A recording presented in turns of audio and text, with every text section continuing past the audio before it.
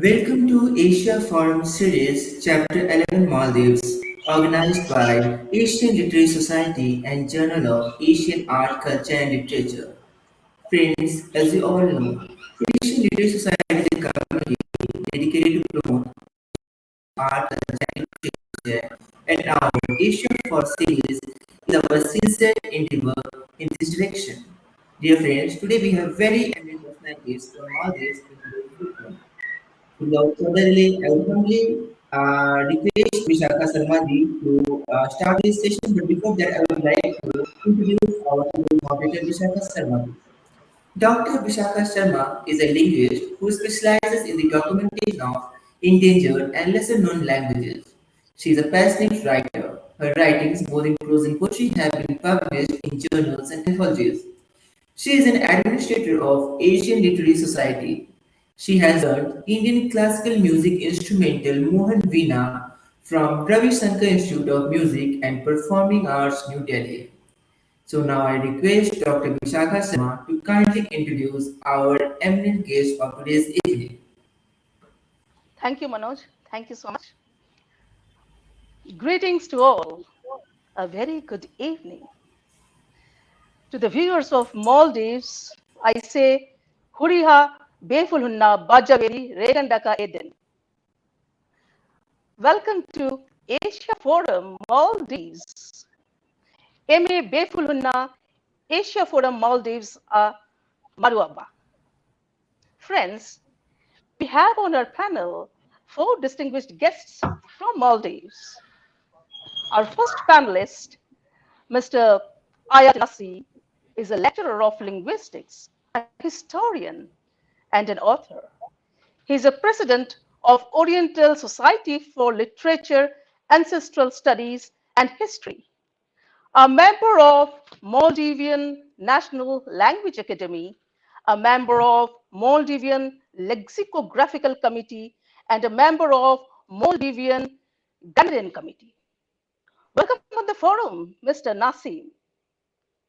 Thank Our you. next panelist, Ahmed Tholal, is a screenplay writer. He initially studied cultural heritage with a major in creative writing. He also did human rights law for his postgraduate studies. However, writing has been an important part of Mr. Tholal's career. Dark Rain Entertainment is one of the leading production houses, which provided Mr. Tholal with an opportunity to seek from writing short stories to work on screenplays. Wonderful. Welcome on the forum, Mr. Tholal. Thank you very much. Our next panelist, author Aminath Shareehan Ibrahim, is an illustrator, author, and founder of Thakethi. Takate is a Divehi content publisher and producer of educational and ornamental items. Thakethi focuses primarily on humorous and educational materials and work exclusively with local artists and authors. Welcome on the forum, Shareehan. Thank you, Vishaka. Our next panelist, Shafee Shafeeq, is an illustrator, a digital artist, and a writer. He has illustrated for more than 20 children's books and also published 6 illustrated books of his own. His books are illustrated and aimed at young readers who are learning to read and directly present stories from Maldivian heritage and folklores. Welcome on the forum, Mr. Shafeeq. So here it goes. The panel discussion is on. My first question goes to Mr. Naseem. Sir, as a linguist, how do you describe Maldivian language or Divehi language? Okay, first, I would like to talk about the name Divehi. Divehi, the origin is from the word's origin is from Sanskrit language, and it means actually Divehi means Dweepwasi. Dweepwasi means the islanders. So it is a common thing among the languages. The S sound changes into Ha sound. So Sa becomes Ha. It is a very common thing. So Vasi becomes Vahi or Vehi. So Divehi is actually Dweepwasi. So Bas means Basha. So it is Dweepwasi Basha. Divehi Bas means islanders language. So it is a very geographical term to describe our language. It is not a linguistic term. It is a very geographical term. Then I would like to say that, like most of the Central Asian and South Asian languages, our language word order is subject, object, verb. So no, it's like the Indian languages. It is like Turkic languages of Central Asia. The word order is like that. And in Divehi, when we say it is an Indo-Aryan language, you can, find in literature saying that Divehi is an Indo-Aryan language. I would like to add something to that. It is an Indo-Aryan language which has some older Indic elements in it. Some older Indic elements in it. That means we have Dravidian influences in our language. For example, we have a lot of Dravidian words. When I am saying that we have a lot of Dravidian words, I also know that in a language, they can have a loan word from a very distant language as well, if it is a noun. But in verbs and prepositions, like the closed group or the functional words of a language, if they have similarities, then it means it is really closer. It has a family relationship. It has a family relationship.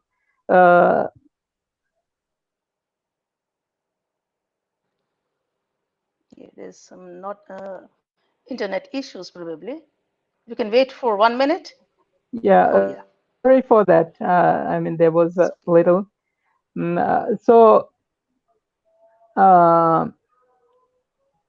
If the closer group, functional words and verbs like that, we call verbs a semi-closed group. So if these words have connections, then we can definitely say that these two languages have a very good relationship. They belong to same family also, we can say. For example, I see that a lot of Bangladeshi workers who work in Maldives, they start to speak Divehi language very easily. After 2-3 months, they start to speak it. For example, they will say, for example, when we say dinun, dinun means to give, and we say demo,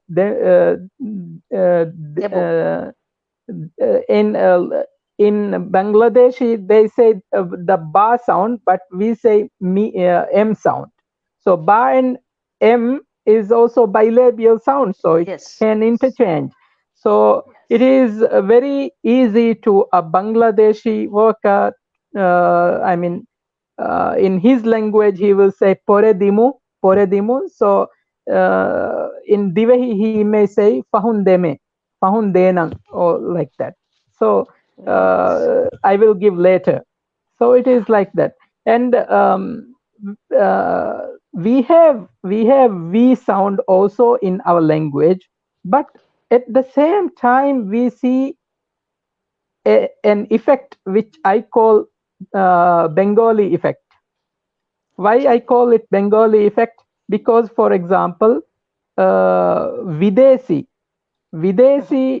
in Western Indian languages, it is Videsi, but in Assam and Bengal and in that area, they say it Bidesi.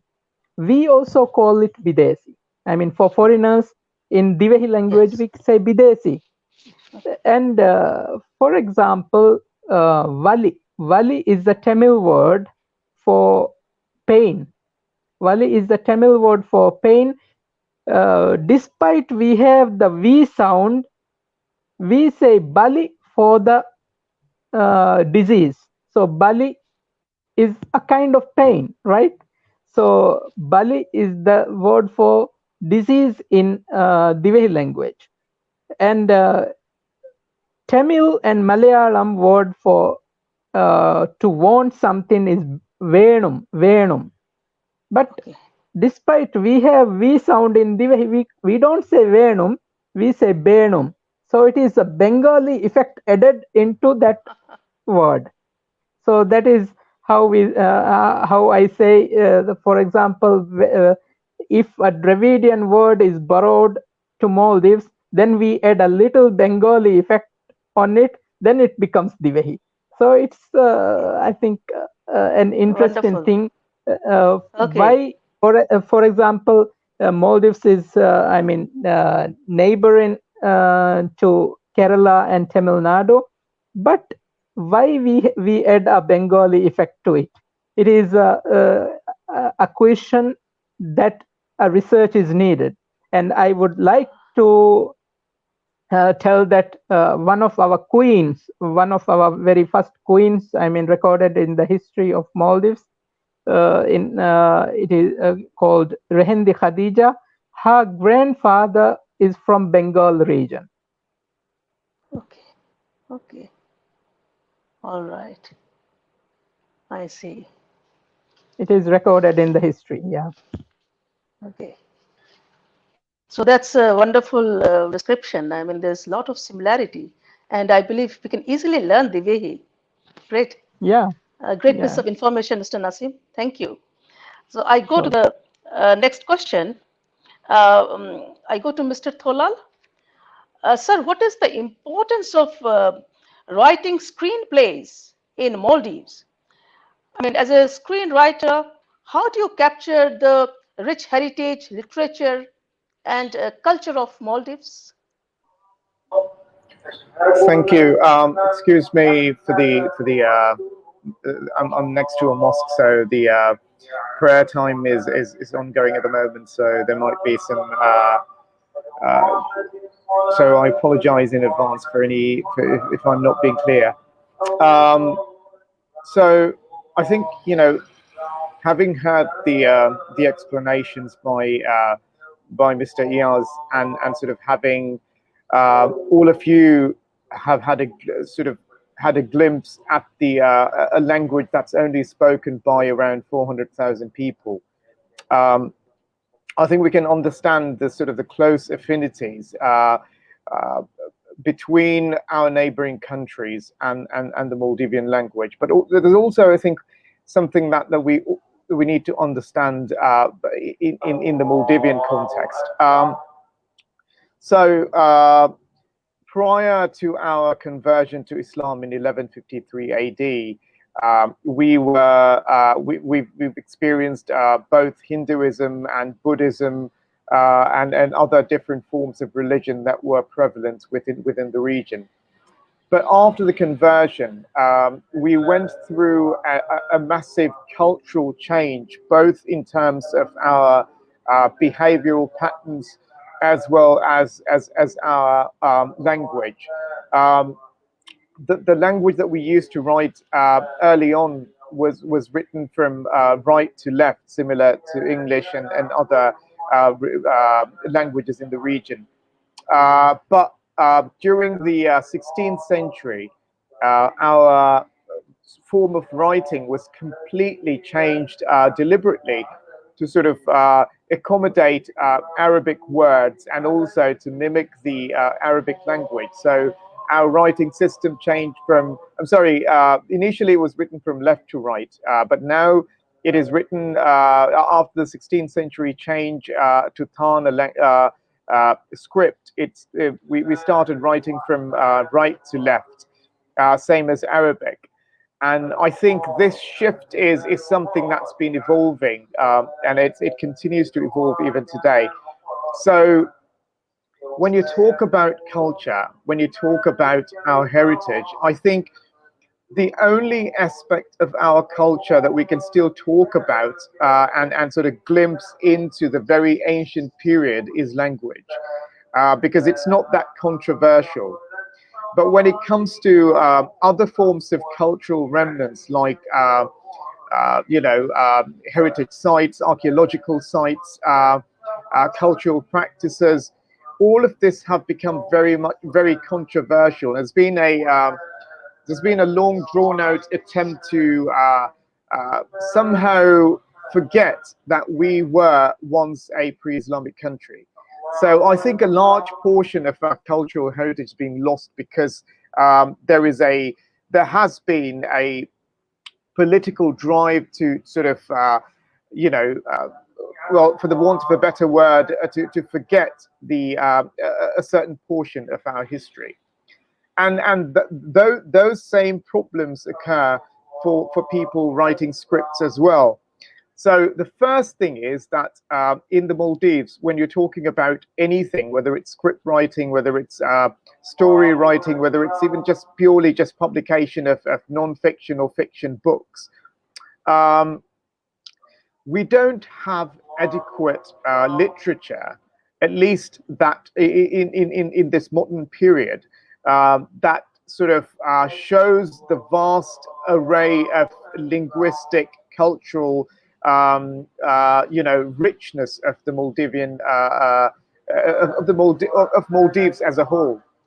And therefore many young people are not very interested in learning about the Maldivian history, or learning about the Maldivian culture, or learning about Maldivian language.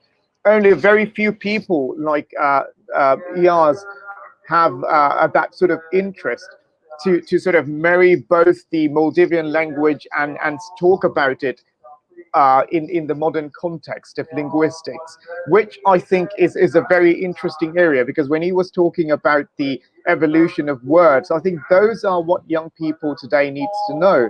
But because that's not very widely recognized and known, many young people are sort of they're averse to learning language, averse to learning history. So specifically to address the issue of screenwriting, I think similar to books and publications, most of our scripts and screenwriting and movies are not based on history or culture. They're mostly around modern issues, the issues in the modern society, but most of it also, in a way, just as Iyaz was talking about how we borrow words from neighboring countries, I think for a very long time, our movie industry has also borrowed a lot of its content, a lot of its conceptual framework from neighboring countries like India. And so a lot of our creative work, particularly in movies, have an uncanny resemblance to many of the Indian movies, particularly Bollywood. So we've actually had straight out copies of hit Bollywood movies like Kuch Kuch Hota Hai, or many of the other famous movies that Maldivians have been have loved and enjoyed. So they've sort of benefited from those movies. But we're now also seeing original screenwriters and original directors, are people who sort of creating things from scratch. And in these, you catch a glimpse of what Maldives is about. But finally, I also want to say culture is an evolving thing. Heritage is an evolving thing. So when you talk about Maldivian culture in movies and screenplays, I think what we see today, the reflection of the real Maldivian society in the 21st century, is also a reflection of the Maldivian culture. But the larger issue of this is that we tend to be, we've not been able to really entice young people to love the Maldivian culture, to really explore the Maldivian culture, conduct adequate research, and be completely immersed into the richness of this very, very ancient country. Okay, that's wonderful. Thank you. Thank you for the answer, Mr. Tholal. I go to the next panelist, Mr. Shafeeq. Uh, Sir, could you give us an idea about the art, language, and culture of Maldives?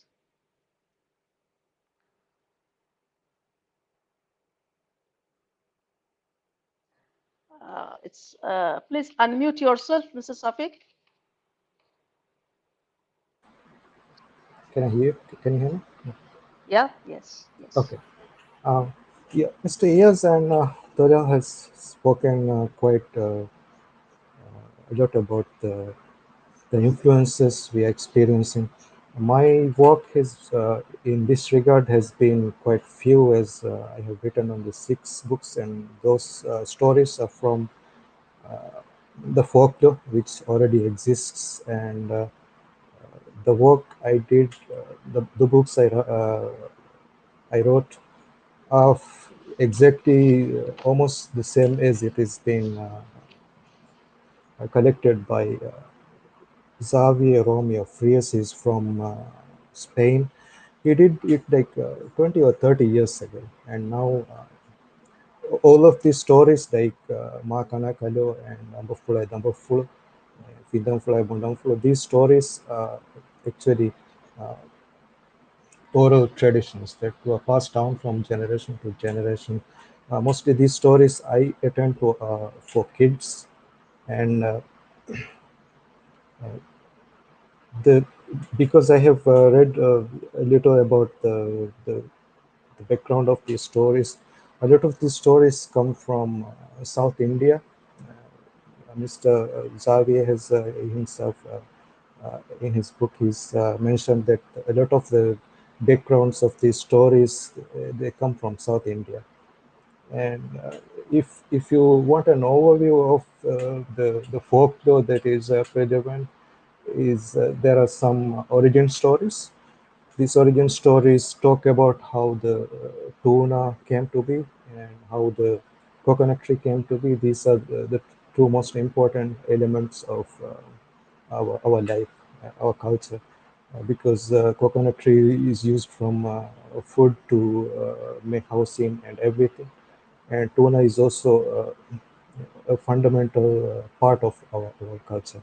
So in the story of the tuna, Malini went to the farthest tree. It is called Dagas. It is at the end of the world, and he went there and he uh, did some pandita. It is sorcery. Did some pandita, and he made tuna from nothing. And also the coconut tree came from people who died because of lack of food, because of starvation. Pandita man usually appears as a hero to help, because in these stories, most of the time, these sorcerers are heroes. And on the evil side, you will find sometimes these Pandita people. And also, if I can ask Mr. Iyaz, I think Pandita came from Sanskrit, right? It is This, it is Pandit actually. It is from the Pandit, because Pandit is the religious man who okay, do the yeah, chants in the temple. So it yeah. Yes. yeah. And a lot of times for children, when we look at the stories for children, they have anthropomorphized characters. Like sometimes in the case of Abufula, the Abufula story, there are two seeds who are just like people. And you would find birds, you would find other animals, like some birds like gray heron is a very famous character who appears in several stories. Okay. And about the traditions of about collecting these stories, I think Mr. Xavier collected most of the stories from South Maldives, and as Mr. Iyaz said, there's a lot of language barriers from south to north because it's a long country. It's about 900 kilometers long, and it is the most dispersed nation in the world. And so the islands are quite farther apart, and the traditions, because of the language differences and the geography of the Maldives, it is uh, quite different. So what I mean to say is, to collect the stories, we need to have a huge project because a lot of work needs to be done because I think I think a lot of it is disappearing by the day, and the cultural influences from India and Hollywood and the West is having a huge impact on our culture. As Mr. Tholal said, the literature is lacking. The children are going towards what they get. I mean, as media, it is mostly English, and uh, it's a huge uh, concern for the people, especially parents, because children are slowly veering away from the Wahi language. And there's a lot of work that needs to be done to attend this lack of literary work. Yeah.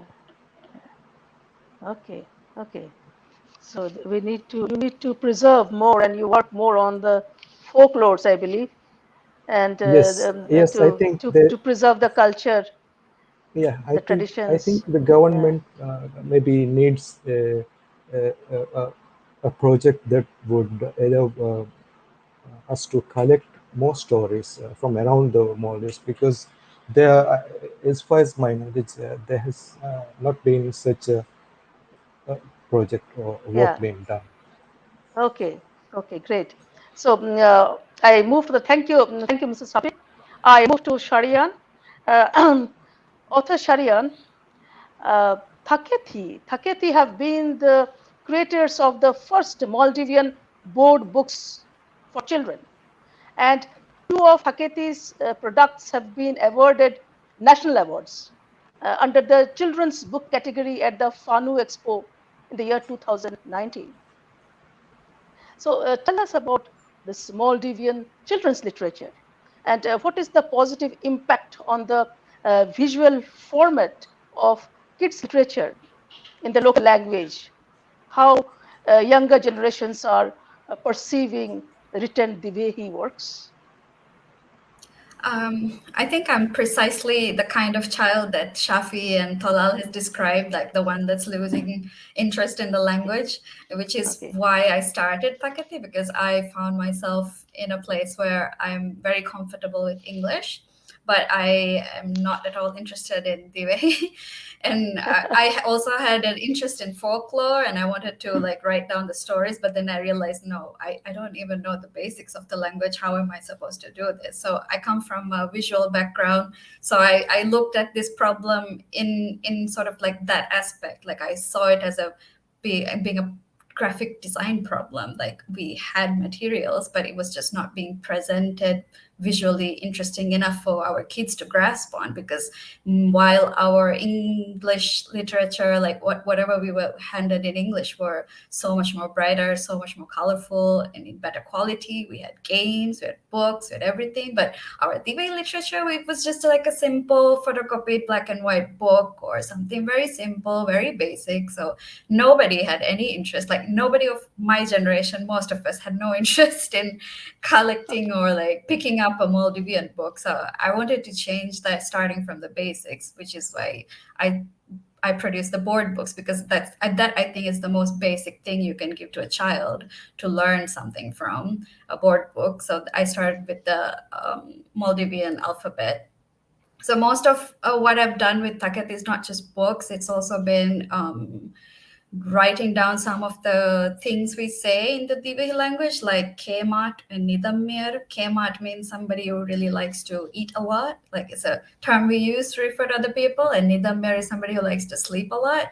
But like these terms, like my siblings, my younger friends, they had no interest in these terms. So I had to find a way to make these interesting. So I came up with like putting them down on a purse, in a keychain, like something that they can carry around, something that becomes a little bit more relevant to them. So that's a lot of what the work I do with Takate is about, is making the language and culture interesting to them, like visually interesting to them, something that they want to carry around, something that they want to talk about. And I wanted to make sure that there's no major difference from the quality, the visual quality of what you get between an English book or a Maldivian book. Like there shouldn't be a difference there. It should both be interesting. So I've noticed that it has been having a positive effect on the younger generations. Like parents have been coming up and saying, okay, this is working. Like they're picking up the Divehi books now. And I feel like a lot of the new bookmakers in the Divehi language is also following this trend. They're making more effort into making products that look better and they are more appealing to the younger generations. Okay, wonderful, wonderful. I convey you all the best, for all your endeavors. Thank you. Okay. Yeah, I go to Mr. Naseem again. And Mr. Naseem, quickly tell us about, give us an idea quickly about the linguistic diversity of Maldives. Mr. Naseem, unmute yourself, please. Yeah, I think it is a little bit difficult topic Okay. when we want to talk about the linguistic diversity in Maldives, because there are two theories. I mean, one theory is that there are more than one languages in the Maldives. That is one theory. The other theory is that we have one language and there are different dialects. So there is a I mean, kind of linguistic diversity in the Maldives. For example, the people of southern atolls, when they speak, it is hard to the northern atoll people to understand them. But when a northerner speaks, the southerners can understand. Why? Because it is the I mean, the standard or the official language of the Maldives, which is being written in the books. It is the northerners' dialect. So since it is being taught in schools, even in southern atolls, the southerners can understand it easily. But the older generation of southern atolls, those didn't go to the proper schooling. I mean, those who didn't follow this current syllabus, they find it difficult to understand the northerners. So it is still a discussion whether we can call the southerners dialects languages. Sometimes I myself question, for example, if Hindi and Punjabi are two languages, why cannot we call the southerners language and northerners language are two languages, or three or four languages? Because in for example, southernmost atoll Addu, they have a different dialect, and among the islands in the Addu atoll, they also have different differences within the dialect itself. And there is and in the Fuamulak atoll, that is the second most southern atoll, they also have differences in their dialect. When they call it our language instead of saying our dialect, there is something that we have to do a research on it. And the Huadu atoll, which is next to Formulak atoll, their dialect is, or their language is, a bit hard for all of us to, I mean, speak.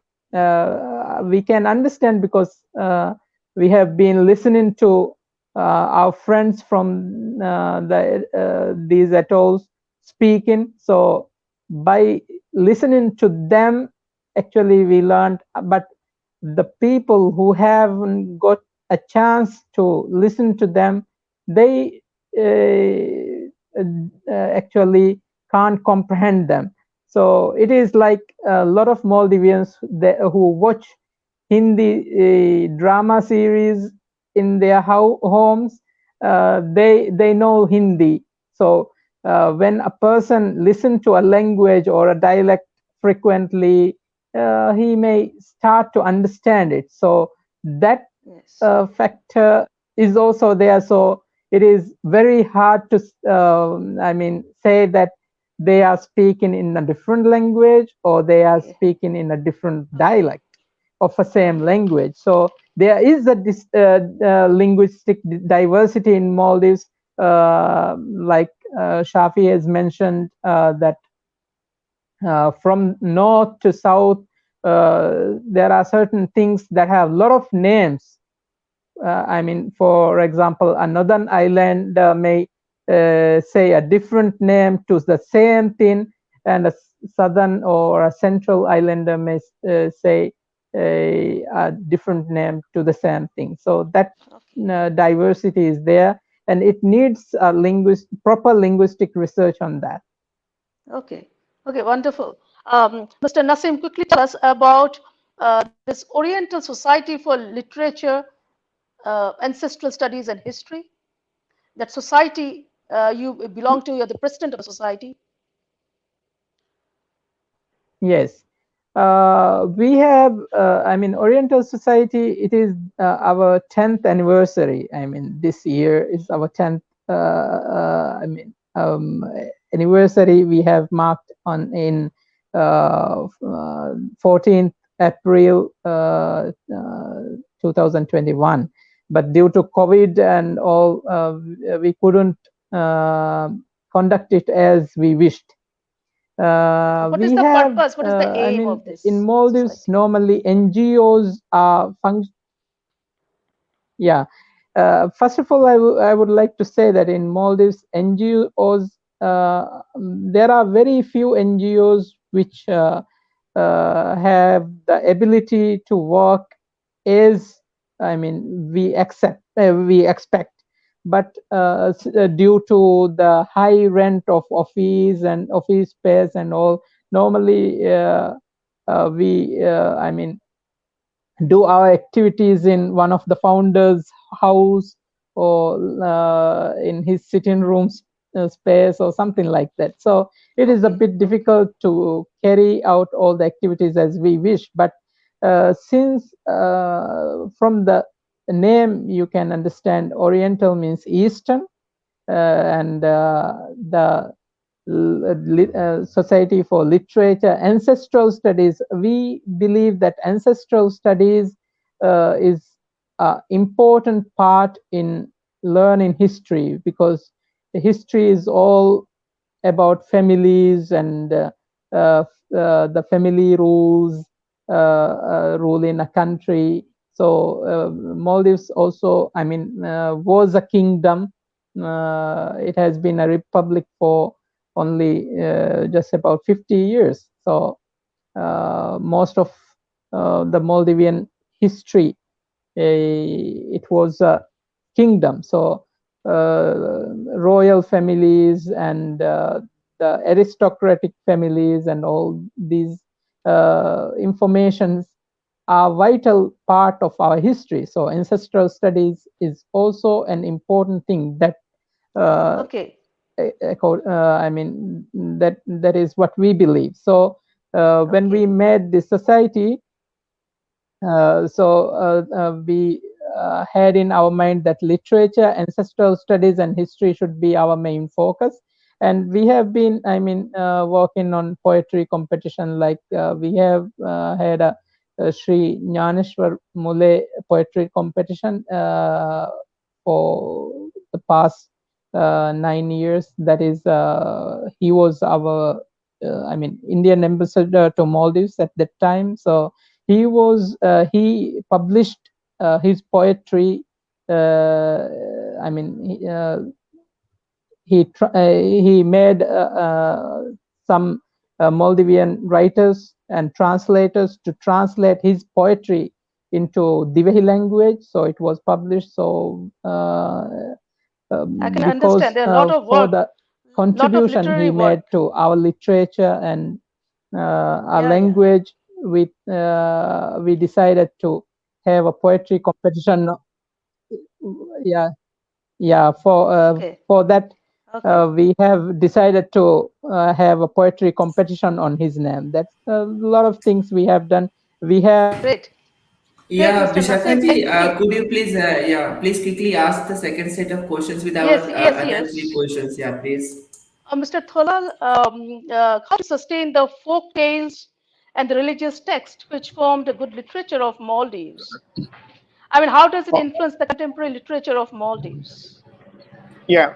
So just before I address those questions, just quickly want to touch upon a few things that were discussed previously. Particularly, I think the work that Shareehan is doing is actually what's needed to really promote the kind of literature and culture that we require. But I think for a very long time the problem has been that there's a very strict hierarchy in language. So if a young person is for example, with the kind of words that are evolving, the kind of words that people use in their everyday language, it is often not seen as important Divehi words. It's not seen as important words in the Divehi, vocabulary. It's quickly shunned as being people promoting words that might harm the language. So that sort of strict hierarchy is actually preventing young people from venturing into the kind of real it's making language cooler. It's making language something that's more approachable by the general public. But I think that's because for a very long time, both our history and language tends to be very much focused on the elites, on the sultans, on the kings, on the royal families. It's never been about the history of the common person. It's never been the culture of the common person. And therefore, we have very much removed the common person. The everyday Maldivian is so removed from his or her culture because the culture and history is never about them. It's about a completely different person that they have absolutely zero idea of based on their lived experiences. And the way that the language and culture is promoted in the Maldives is more of an imposition than sort of a natural progression for the people to embrace. For example, introducing new words and sort of, in a way, there is, and to me, maybe other people might disagree, but there is a specific legislation which compels you to write your official documents in your language. And then there are these specific penal elements that sort of forces you to not use any other language. But I think language is an evolving thing. Culture is an evolving, living thing. But I think we tend to forget that. And I don't think we need, just like when we say, okay, I mean, I understand that it's only 300,000 people that speak this language, but I think we've survived for the last 2,500 years. And I think we will continue to survive.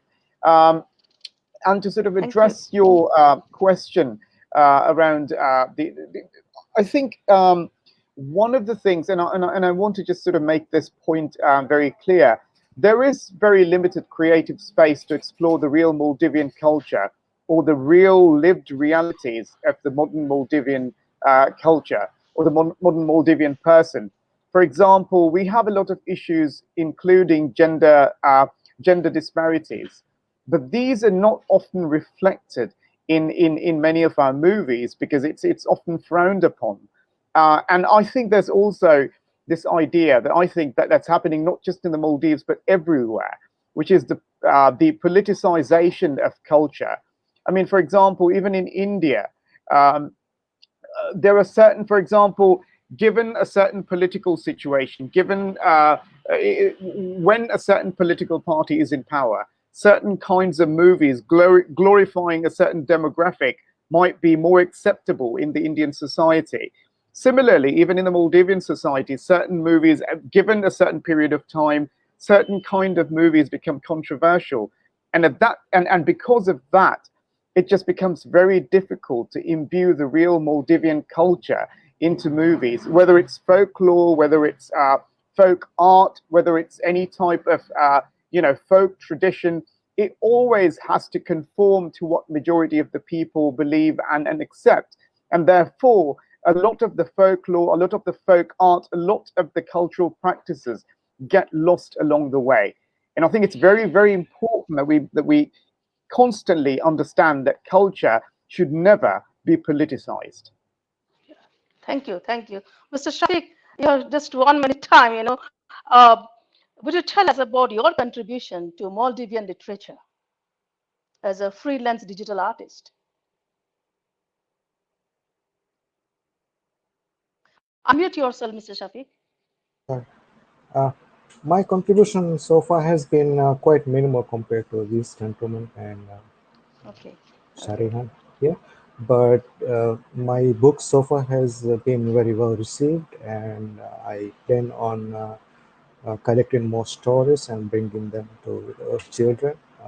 And I very much agree with what Mr. Tholal has been saying, that we have a lot of uh, difficulties when we try to present these stories, because there has been this cultural clash where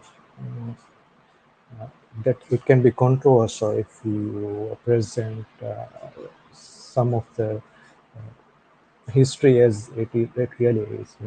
It is one of our concerns as well, and Okay. I plan to translate these children's books into English. Two of them already have been done, and I plan to put them on digital platforms like Kindle in the near future. Okay. Thank you, Mr. Shafiq. Tell me, Sharihan, you have also faced some challenges, right? And what are actually the challenges faced by the emerging Divehi children literature writers? I feel like that for a long time there was a huge monopoly on who could write and who could publish, and a lot of room wasn't given for new writers or for people to publish independently until quite recently, actually. And then a lot of we see a lot of emerging self-published authors now, especially in the children's book community. I feel for this very reason, because the main publishers in the country have very set ideas about what should be published and how they should be presented visually as well. And I feel like there's a a huge lack of resources as well available to the writers and emerging self-publishers. But then we recently rallied together and we formed a little community of our own. Shafi is also part of our community. We share resources about how to get things approved and how to get things printed the best way, because we cannot print them locally. We have to print them from abroad and bring it in, and with it, it sets a whole new challenge of its own. And we constantly struggle with the selling aspect of it as well, because we still have to work with the large bookshops and these large platforms in order to get our materials across to the public. So that has been a big challenge as well. But I feel like the tide is shifting a little bit. I feel like we're all working towards something really important, and something important is really happening. So we need to continue it before the average Maldivian loses complete interest in the language, because that's kind of slowly happening. Like it would be very hard to find a average Maldivian person who can speak a complete sentence in exactly Divehi without the interjection of something in English, or speaking half of it in English. So I feel like there's a lot of work to be done. Great. I'm Sharian. I think you're doing a great job. You all are trying to preserve your language, because language is very important. Because if the language is lost, the knowledge system is lost. Yeah. Thank you so much. Thank you. Over to Mr. Manoj Krishnan. Well, first of all, I'd extend heartfelt gratitude to our esteemed guest today. It was very insightful discussion, and definitely it would have enriched our audience. I would like to extend special thanks to Vishakha Sharma ji for moderating today's session. And I also like to thank our audience for their support. The recording of Asia Forum Chapter 11 Maldives will be uploaded on our YouTube channel soon, where we used to archive all the sessions. And I would like to thank again to all of you for your presence and participation. Thanks again. Thank you. Thank you so Thank you. much.